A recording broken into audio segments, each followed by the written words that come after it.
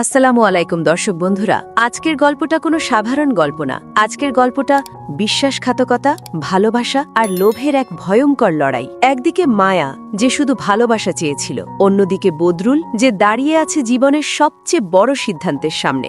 ভালোবাসা নাকি সম্পত্তি, কোনটা বেছে নেবে সে? চলুন শুরু করি আজকের ড্রামাটিক ঘটনাগুলো। পরিস্থিতি এমন জায়গায় গিয়ে পৌঁছেছে যেখানে মায়ার বিরুদ্ধে পুরো পরিবার একজোট। কিন্তু সবচেয়ে বড় ধাক্কাটা আসে তখন, যখন বদরুল নিজেই মায়ার দিকে সন্দেহের চোখে তাকাতে শুরু করে। বদরুলের বড় ভাই তাকে এমন এক প্রলোভন দেয়, সব সম্পত্তি তোমার, কিন্তু মায়াকে ছেড়ে দিতে হবে। এই একটা শর্তই বদলে দেয় সবকিছু।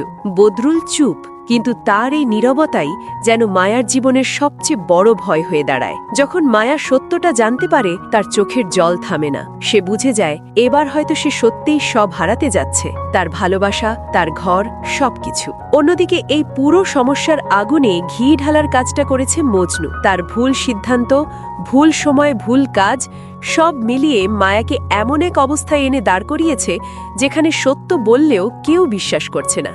এদিকে জামাল, সে ভাবছে সে সব ঠিক করছে, কিন্তু আসলে সে নিজের হাতেই নিজের জীবনটা ধ্বংসের দিকে ঠেলে দিচ্ছে।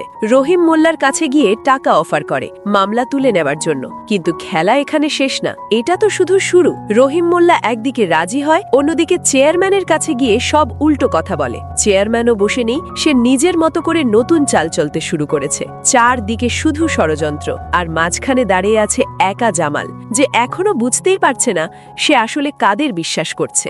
সবচেয়ে কষ্টের মুহূর্তটা আসে তখন, যখন জামালের একটা কথায় মরিয়মের বাবা ভেঙে পড়েন। তার চোখে জল, মনে কষ্ট, আর একটাই সিদ্ধান্ত, এই বাড়ি ছেড়ে চলে যাওয়া। এরপরই আসে সবচেয়ে বড় টুইস্ট। হঠাৎ করে পুলিশ পৌঁছে যায় রোমানের লুকিয়ে থাকার জায়গায়। সবকিছু যেন এক মুহূর্তে বদলে যেতে শুরু করে। অন্যদিকে জামাল যখন থানায় যায়, সে জানতে পারে এই মামলা এত সহজে শেষ হবে না, এখন এটা কোর্ট পর্যন্ত যাবে। মানে খেলা এখন অনেক বড় হয়ে গেছে। এই সব কিছুর মাঝেই মায়া ফোন করে বদরুলকে। তার কণ্ঠে কান্না, হতাশা, আর একটা শেষ চেষ্টা।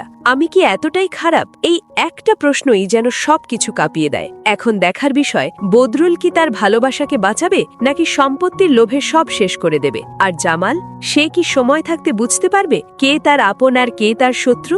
সবকিছু মিলিয়ে গল্পটা এখন এমন এক জায়গায় দাঁড়িয়ে যেখানে পরবর্তী মুহূর্তেই সবকিছু ভেঙে পড়তে পারে, অথবা নতুন করে গড়ে উঠতে পারে। তো বন্ধুরা, আজকের মতো এখানেই শেষ করছি। খুব শীঘ্রই আবার দেখা হবে নতুন কোনো আপডেট নিয়ে। ততক্ষণ পর্যন্ত ভালো থাকুন, সুস্থ থাকুন। আল্লাহ হাফেজ।